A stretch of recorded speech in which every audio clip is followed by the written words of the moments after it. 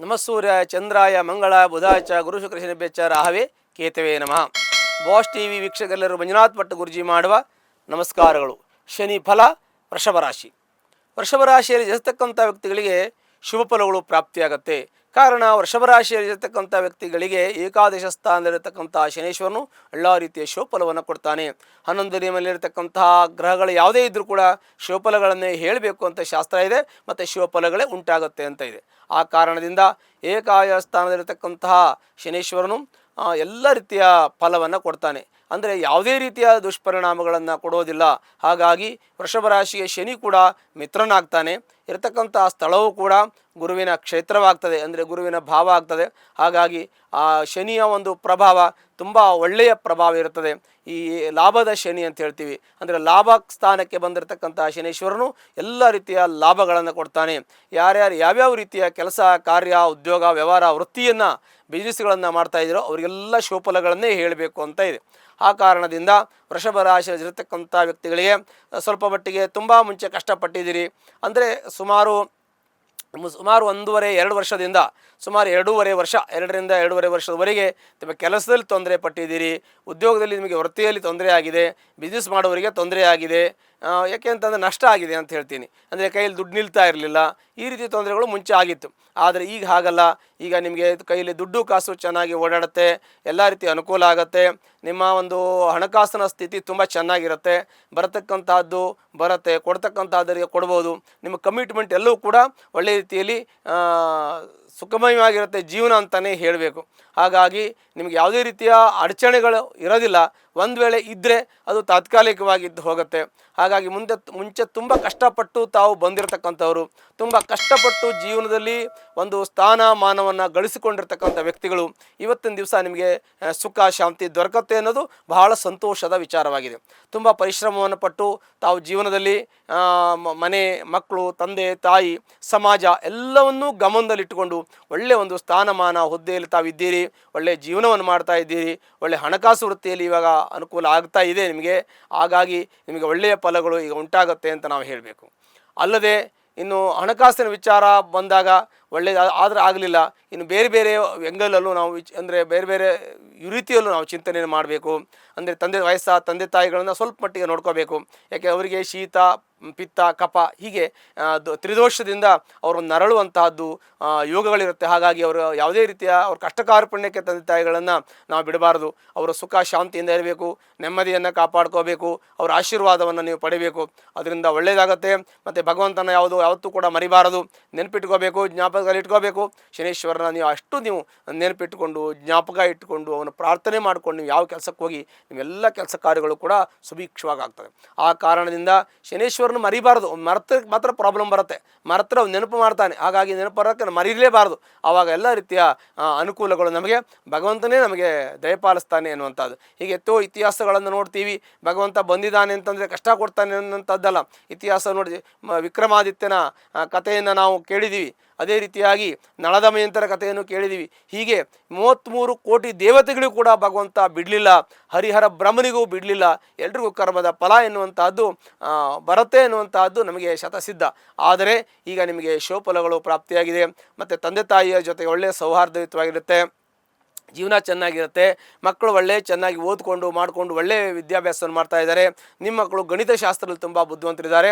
ಅಂದರೆ ಅವರು ಕಾಮರ್ಸ್ ಮಾಡ್ತಾರೆ, ಇಲ್ಲಿ CA ಮಾಡ್ತಾರೆ, CS ಮಾಡ್ತಾರೆ. ಈ ಗಣಿತಶಾಸ್ತ್ರದಲ್ಲಿ ತುಂಬ ಒಳ್ಳೆಯ ವಿದ್ಯಾವಂತರಾಗಿದ್ದಾರೆ.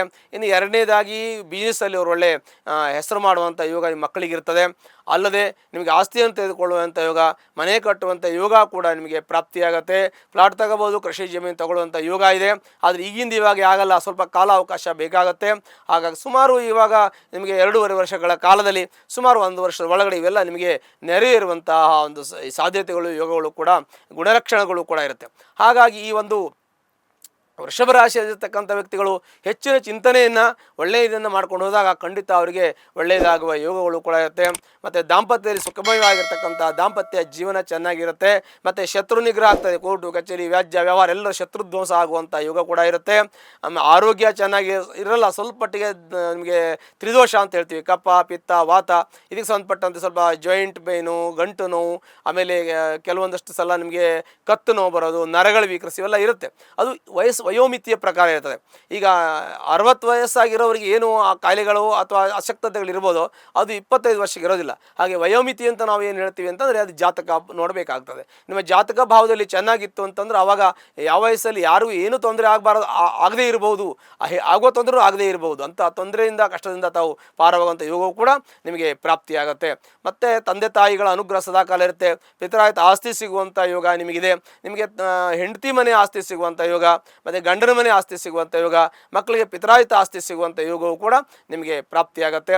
ಮತ್ತು ದೇವಸ್ಥಾನ ಕಟ್ಟಿಸ್ತಕ್ಕಂಥದ್ದು, ಗುಡಿಗೋಪುರಗಳಿಗೆ ಹೋಗ್ತಕ್ಕಂಥದ್ದು, ತೀರ್ಥಯಾತ್ರಾ ಕ್ಷೇತ್ರಗಳಿಗೆ ಹೋಗಿ ಅಲ್ಲಿ ದೇವರ ದರ್ಶನವನ್ನು ಮಾಡ್ತಕ್ಕಂಥದ್ದು, ಅಲ್ಲಿ ಪುಣ್ಯ ಸಂಗ್ರಹ ಮಾಡ್ತಕ್ಕಂಥದ್ದು, ನದಿ ಸ್ನಾನ, ಸಮುದ್ರ ಸ್ನಾನ ಮಾಡ್ತಕ್ಕಂಥ ಶಿವಯೋಗಗಳು ಕೂಡ ಈ ವೃಷಭ ರಾಶಿಯವರಿಗೆ ಪ್ರಾಪ್ತಿಯಾಗುತ್ತೆ ಅನ್ನೋದು ಭಾಳ ಸಂತೋಷದ ವಿಚಾರವೇ ಆಗಿರ್ತದೆ.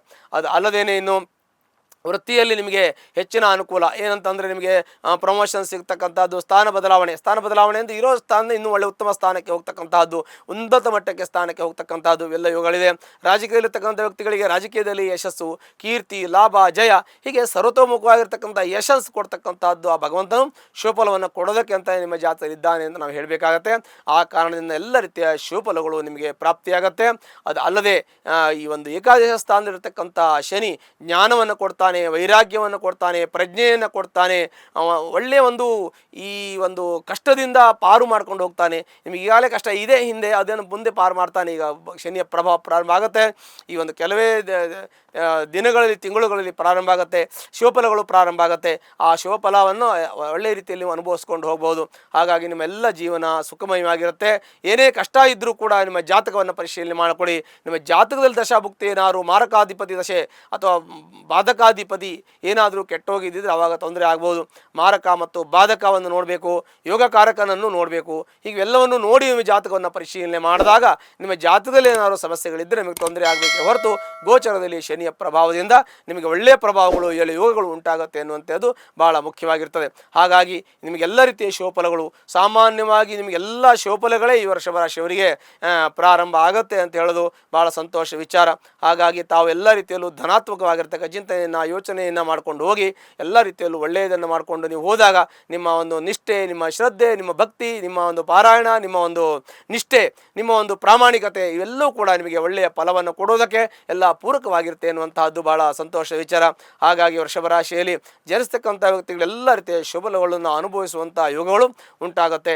ಹಾಗಾಗಿ ವೃಷಭ ರಾಶಿಯಲ್ಲಿ ಒಂದು ವೇಳೆ ಯಾರಾದರೂ ಕಷ್ಟದಲ್ಲಿ ಕಾರ್ಪಣ್ಯದಲ್ಲಿದ್ದರೆ ಅದಕ್ಕೆ ಸಂಬಂಧಪಟ್ಟಂಥ ಸಣ್ಣ ಪರಿಹಾರ ಮಾಡಿಕೊಂಡ್ರೆ ಸಾಕು, ನಿಮ್ಮೆಲ್ಲ ಕಷ್ಟಗಳು ಪರಿಹಾರ ಆಗುತ್ತೆ. ಹತ್ತಿರಲ್ಲಿರ್ತಕ್ಕಂಥ ಈಶ್ವರನ ದೇವಸ್ಥಾನಕ್ಕೆ ಹೋಗಿ ಅಲ್ಲಿ ಬಿಲ್ಲುಪತ್ರೆಯಿಂದ 11 ವಾರ ಅಷ್ಟೋತ್ತರ ಅರ್ಚನೆಯನ್ನು ಮಾಡೋದ್ರಿಂದ ನಿಮ್ಮೆಲ್ಲ ಕಷ್ಟ, ನಷ್ಟ, ದುಃಖ ಎಲ್ಲವೂ ಕೂಡ ಪರಿಹಾರ ಹೊಂದಿ ಜೀವನದಲ್ಲಿ ಸುಖ, ಸಮೃದ್ಧಿ, ಶಾಂತಿ ಎಲ್ಲವೂ ದೊರಕುತ್ತೆ. ಶುಭವಾಗಲಿ. ಲೇಟೆಸ್ಟ್ ಹಾಗೂ ಇಂಟ್ರೆಸ್ಟಿಂಗ್ ಸುದ್ದಿಗಳಿಗಾಗಿ ಬಾಸ್ ಟಿವಿ ಕನ್ನಡ ಚಾನೆಲ್ನ ಸಬ್ಸ್ಕ್ರೈಬ್ ಮಾಡಿ. ಹಾಗೆಯೇ ಬೆಲ್ ಐಕಾನ್ ಪ್ರೆಸ್ ಮಾಡಿ. ಇದರ ಜೊತೆಗೆ ಫೇಸ್ಬುಕ್, ಇನ್ಸ್ಟಾಗ್ರಾಮ್, ಎಕ್ಸ್ನಲ್ಲೂ ಮಿಸ್ ಮಾಡದೆ ಫಾಲೋ ಮಾಡಿ.